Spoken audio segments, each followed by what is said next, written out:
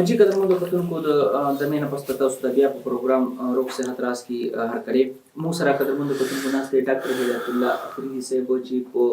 هوموپیتیک میډیسن باندې په هوموپیتیک ریپورټ باندې ډیر ښه اوبو لري د زندګۍ 10 کاله تجربه دی. مونږه خبره کوو د جوړونو په بیماری باندې چې کوم زموږ ورونه خویندې مشران د دې بیماری ښکار دي ډاکټر صاحب سره مشوره کول غواړي کلینیک ته ورته راتګ غواړي نو د ټلویزیون په شیشه باندې تاسو د ډاکټر صاحب کانټیکټ نمبرز ګوري. ډاکټر صاحب مونږ خپل بیماری خپل ټاپک طرف ته واپس بیا راشو. خبره مونږ کوله په ارترایټس باندې یعنی د جوړونو بیماری باندې. جی ډاکټر صاحب دا ته چې د جوړونو بیماری هغه علامات چې هغه د دې د مطلب تشخیص چې اوس د دې نه هټ کړي هغه څه دي؟ ساجد صاحب لکه مونږ د لپاره یو ټرم چې دی هغه عام استعمالو چې د نورو بیمارو نه لکه ځان له تشخیص د دې کول یا ډیفرنٹ ډایګنوزس چې ورته مونږ وایو. په ډیفرنٹ ډایګنوزس کې کوم ګورو ساجد صاحب چې کله هم لکه عام طور باندې د اډوکو چې کم سوزش ته نو د هغې په پیژندګلو کې چې نو څه قسم مشکل چې دی هغه نه وي. خو چې کله دا په غیر مشترکه چې کله حالت چې دی نو هغه بدلوي ځکه چې کله په یو جوړ کې او کله په بل هغه کې تکلیف را پیدا کیږي او هغه خپل شکل چې دی هغه هم بدلوي. نو په داسې هغه کې د هغې د وضاحت نشانیانې چې دي نو هغه ډېرې زیاتې ضروري دي چې هغه د هغې هم پته چې ده نو هغه ولګېږي. که موږ وګورو په عام حالتونو کې د جوړونو تبه چې ورته ویلی کېږي یا روماتیک فیور چې دی هغه ورته ویلی کېږي. اوس په دې بیمارۍ کې تبه چې ده هغه ډېره زیاته تیزه وي او د ګوتو چې کوم جوړونه دي نو هغه عام طور باندې داسې راوتلي ته به وایي چې احساس داسې کېږي چې لکه دا اوږدې شوي دي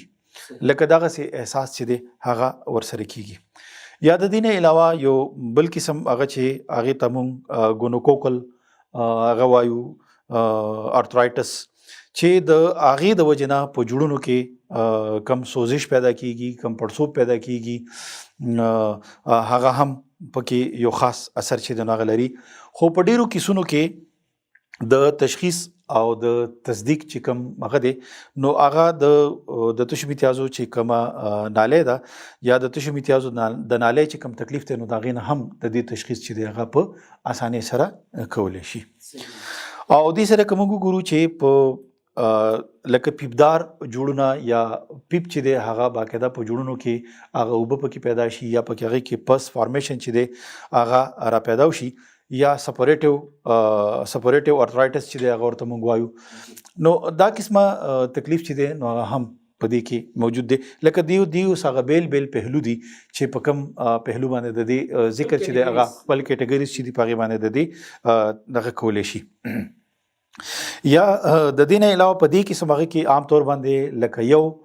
سنګل جاینټ چې دی لکه یو جاینټ چې دی هغه دې سره متاثره وي او د تبې علامتونه چې دي نو هغه ورسره سیوا شي ځکه چې دلته کې انفیکشن موجود دی او چې کله انفیکشن موجود وي نو د هغې د وجې نه عام طور باندې تبه چې ده هغه عموما زیاته شي. یا دې سره موږ ورته ګاوټ وایو یا په هغې کې ورته نکراس ویلی کېږي چې اچانک چې دی نو هغه شروع شي او لکه پهله چې دی جوړ متاثره شي بیا د هغې نه د خپو ګوتې چې دي هغه متاثره شي او په هغې کې چې دی دردونه چې دي هغه را پیدا شي. خو عام طور باندې په جسم کې که کله د یوریک اسید مقدار چې دی هغه سیوا شي نو د هغې نه دا قسمه تکلیفونه چې دي هغه پیدا کېدلی شي چې موږ وایو چېرې د یوریک اسید د زیاتۍ د وجې نه هم لکه داسې قسمه تکلیف چې دغه پیدا کېدلی شي. بل وجه موږ ښودلی شو چې د ټي بي د وجې نه چې کله ټیوبرکلوسس دی ټي بي دی نو د هغې د وجې نه هم د جوړونو سوزش چې دی هغه کېدلی شي چې هغې ته موږ ټیوبرکلوسس ارترایټس وایو یا ټیوبرکولر ارترایټس چې هغه ورته وایو. د دې نه علاوه د ملا تیر چې دی هغه ریړ کې هډي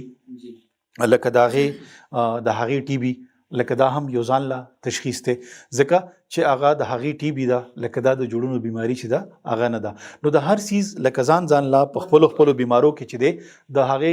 تشخیص چې دی نو هغه بیل دی. تشخیص چې صحیح وشو نو جی. صحیح علاج به وشي جی بالکل. او اکثر لکه پیشنټ ته مسله وي علاج د بل څه وشي جی بیا جی. پیشنټ نه ښه کیږي. جی بالکل. ښه جي. لکه د ملا دغه چې دی د هغې ټي بي چې هغې ته موږ ټیوبرکولوسس اف سپاین چې دی نو هغه وایو. یا د دې نه علاوه په دې کې عام طور باندې د ایکس رې نه لکه په بهتر انداز کې چې دی هغه پته لګېږي. اوس خو جدید ټیکنالوژي چې دغه راغلې ده لکه عام چې کوم ډیجیټل ایکس رې دي یا سمپل ساده ایکس رې دي نو په هغې کې هم د دې په بهتر انداز سره پته لګېږي. او اوس خو ایم آر آی ده او سی ډي سکین دی او ډېر زیات هغه چې دي نو هغه راغلي دي. نو په لکه د ایکس رې سره د دې تکلیف علم چې دی نو هغه ډېر په اسانۍ سره کېدلی شي. او د په دې کې لکه د جوړونو کې چې کم مایا ده یا د چکنای والا چې کومه مایا ورته موږ ویلی شو داسې غوړه غوندې چې کم فلویډ چې کم دی سینایل فلویډ چې ورته موږ وایو نو هغه دی چې کله په هغې کې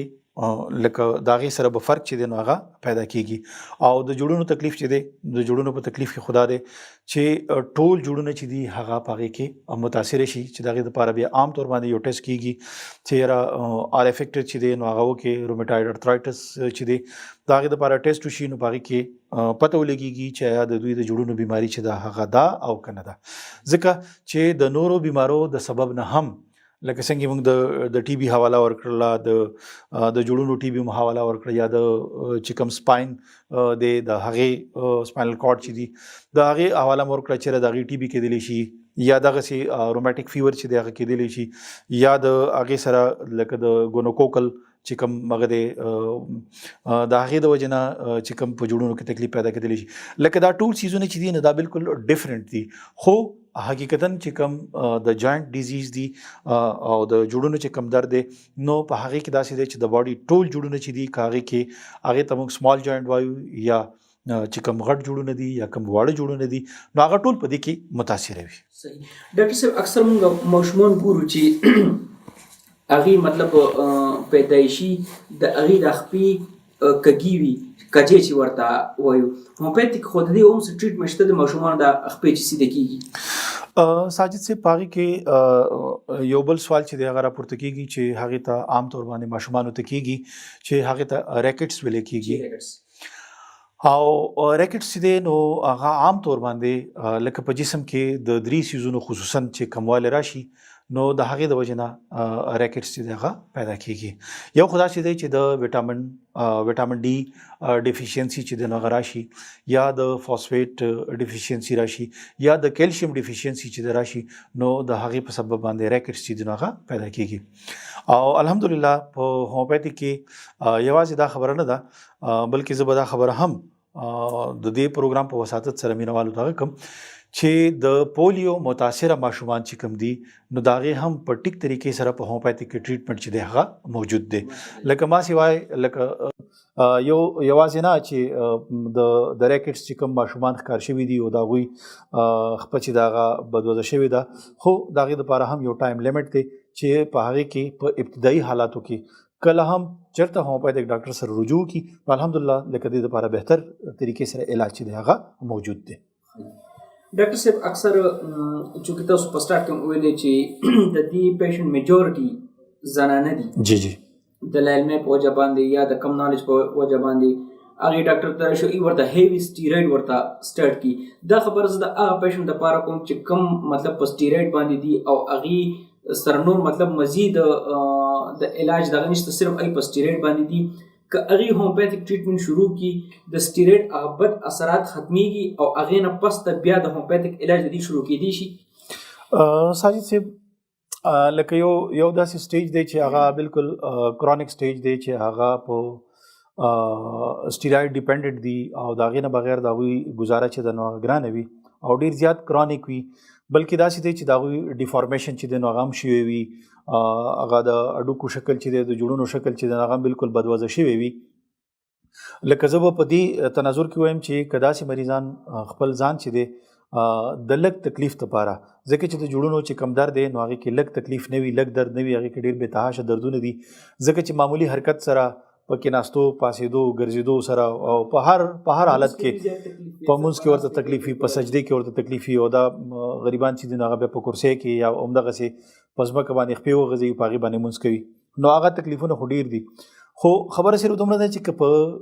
ابتدایي حالاتو کې چې دا هغه ډیفارمیشن چې دی نه ده شوی یا ډیر زیات کرونیک سټیج ته چې دی هغه نه دی داخل شوی، نو بیا خو الحمدلله په هومیوپیتي کې د دې لپاره ښه علاج چې دی هغه موجود دی. او دغسې کرونیک سټیج نو د دې هم لکه زه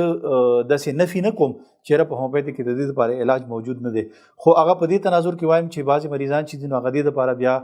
لکه دې تکلیف ته چې کم تکلیف هغو ته دی نو هغې تکلیف ته غاړه نشي کېښودلی، او چې کله هغې تکلیف ته غاړه نشي ښودلی نو بیا د هومیوپیتیک علاج چې دی نو په دې طریقې سره بیا ممکن نه دی. که کله مریض چې دی هغه دې دپاره ویلنګ دی چې خیر دی که لږ